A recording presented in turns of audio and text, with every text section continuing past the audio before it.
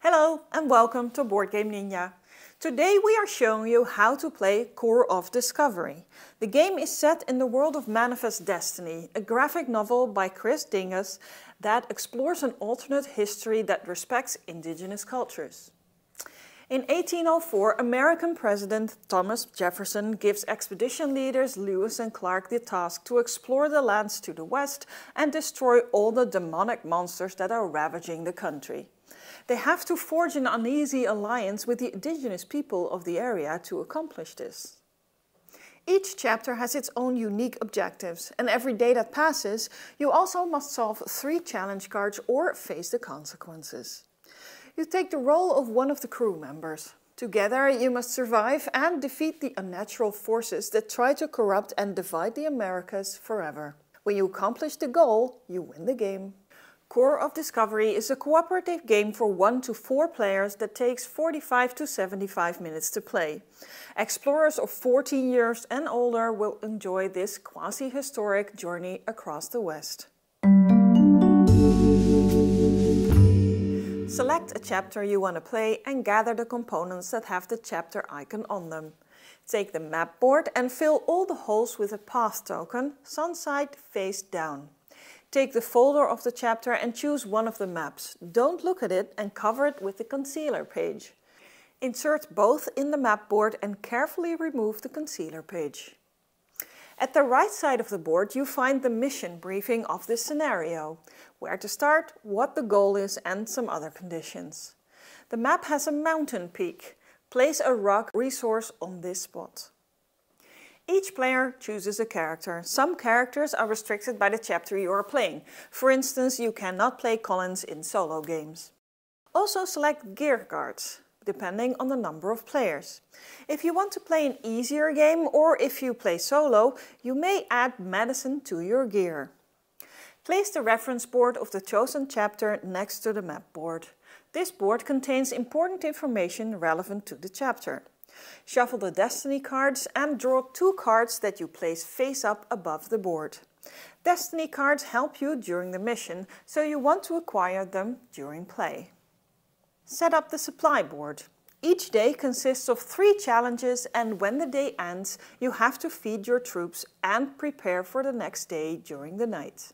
This is the backpack that can contain 4 resources. If you have more resources, you get fatigued, and that will have consequences during the day. Unless you build a shelter on a space that is eligible, so extra resources will not tire you out. For some challenges you require fire that you can also use to backtrack an action.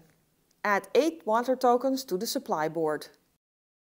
Find the Approach the Arch challenge card and put it on the leftmost space of the challenge row. This is always the first challenge of the first day. Take the challenge cards of the core game and the challenge cards with the chapter-specific icon on it and shuffle them together. Draw 2 extra cards for the first day. Shuffle the Injured and Chased threat cards of the core game together with the chapter-specific threat cards to form the threat deck. Also shuffle the Kill Minotaurs card and make a draw pile. Decide who goes first and start the first round. Every day you try to pass a set of 3 challenge cards while working towards the end goal. When you reach the end goal, the game immediately ends and you win the game. When you run out of water, when you need to discard one, or when you run out of food when you have to feed your troops at the end of the day, the mission fails and you lose the game. This is what a challenge card looks like. At the top is the challenge and how to solve it. Next to that is the amount of time before the challenge triggers. Underneath is the resources that you have to discard to pass the challenge. In this case, stone, mud and 2 water. If you pass the challenge, you receive wood. Failing the challenge costs you 3 water, 2 wood and a shelter. Sometimes you may decide to fail the challenge despite having enough resources, probably because you want to use the resources on another, bigger goal. You have to explore the map to get new resources. Exploring the map costs time, and that brings the resolution of the challenge closer. So better find those resources sooner than later. So let's explore the lands. It says here on the right side where to start, in this case column 7. When it is your turn, remove one of the path tokens and see what is underneath. Place the path token sunny side up on the first challenge card. The icon on the map board indicates which resources you have found. Food, rock, wood, vines and mud are directly placed in your backpack. Water is placed in your water supply. The others have special rules. The one we just uncovered is a field. It does not get you resources, but you can build a shelter here. Space in your backpack is limited and too many tokens will give you fatigue or have to be discarded. But resources are extremely limited, so you want to explore only the spaces that contain resources that are useful to the party at that time. The reference board gives clues where to find the resources that you need. So far we have found a field. For the next challenge card we are in need of wood. This line of the reference board tells us that a field is adjacent to wood and food orthogonally, from which we can draw the conclusion that one of these 3 spaces contains wood. Let's decide to go down and remove the second path token. We have found a berry bush. We place a food token in our backpack, but now we have extra information. Look at this condition on the reference board. It shows that food is diagonally adjacent to a teepee and vice versa. We can conclude that this space must be a teepee since no other field is diagonally adjacent to the berry bush. This also leads to the conclusion that this cannot be a tree and that wood has to be hidden under this path token. The teepee is another special terrain. When you uncover it, you can trade one of your resources for another resource. At this time, we don't need to trade a token, so we leave the teepee for the moment. The hill will show you how many forts are present in that column and row. You return the path token to the box and take another turn. The monster lair is interesting, since the goal of this chapter is to kill 3 monsters. Put a bone resource in your backpack. Draw a threat card and, if you find a minotaur, place the corresponding minotaur token on the lair. Now you have to find a fort to learn how to kill it. Whenever you find a fort, you draw a Kill Minotaur card that shows you how to deal with this fearsome beast. Last, the mountain gives you a rock in your backpack. A mountain has a red border, which means that you cannot explore any further from a mountain location. You will have to find another way. When it is your turn, you remove a path token and then activate the terrain of the explored path. Next you can perform 1 or more free actions. Use your character's ability. Each character has an ability on their card that can come in handy during your adventures. Use your gear card. The text on the card describes what you can do. Exhausted cards stay exhausted until the end of the day. Kill a monster. As a free action you can kill a monster by fulfilling all the requirements on one of the Kill Minotaur cards. When you have used the card, discard it. Then you will have to get another card to know what to do for the second Minotaur. Use a Destiny card. Destiny cards can be acquired by completing a column on the map board. Choose one of the open Destiny cards or draw one from the draw pile when you remove the last token.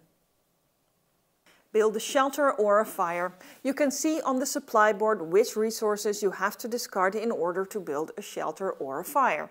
A shelter prevents fatigue and both are used when defeating monsters and when overcoming some challenges. Fire also lets you backtrack. When you have explored a path but decide that it doesn't suit the mission, you can undo everything by discarding 2 fire tokens. Return the path token to the board and all other tokens to the supply. Anything else? As a free action you can also discard tokens. You can do this, for instance, to escape fatigue penalties. Whenever enough sun tokens have accumulated to resolve a challenge, the card is resolved and removed from the board. Tokens go back to the box. If you fail the challenge, you follow the instructions in the fail box. Discard as many resources as indicated, but if you lack some of them, this has no additional penalty. Unless you must discard water that you do not have. Thirst kills you instantly. Next, you must take the consequences underneath. Lose water when fatigued and roaming monsters wreak havoc. After all 3 challenges have been resolved, it is time to feed the troops. Needless to say, if you cannot feed them, your crew will die and the mission fails. When there are no monsters in play, a new threat card is revealed during the night. Your characters get refreshed and exhausted gear is turned upright. Draw 3 new challenge cards and you are ready to start a new day. When 3 Minotaurs have been defeated, you win the game immediately. Congratulations! Add up the time limit number of every card on the board and every challenge card remaining in the challenge deck. This is your score. A lot is going on during a game of Core of Discovery. While figuring out where to find the monsters on the board, you also are looking for resources to meet the challenges, get a shelter, etc. So multiple goals are demanding your attention, and to make matters worse, resources are limited and your backpack is small. So you need to plan well and have a strong overview of all the boards, because it can become tight easily. You shouldn't be afraid of failing some challenges when the consequences are not fatal, and put the focus on what matters most. Deducing where that essential piece of wood is hiding on the map reminds us of the deduction in the excellent game Mind Management by the same authors. But the timing is different here. Often you know where to find rock, but you better leave it on the map for now, because it is not required for the current challenge and your backpack fills up quickly. Wasting resources is a sin that all too quickly turns deadly. Maybe there's a lesson to be learned here. We hope you will give Core of Discovery a chance to play and discover the many chapters ahead. Each chapter has 4 maps with different layouts, so you can play each chapter several times before moving on. Thank you for watching this video. Enjoy the game, and we hope we will see you back for another video by Boardgame Ninja. Please subscribe if you haven't already done so. See you later. Bye!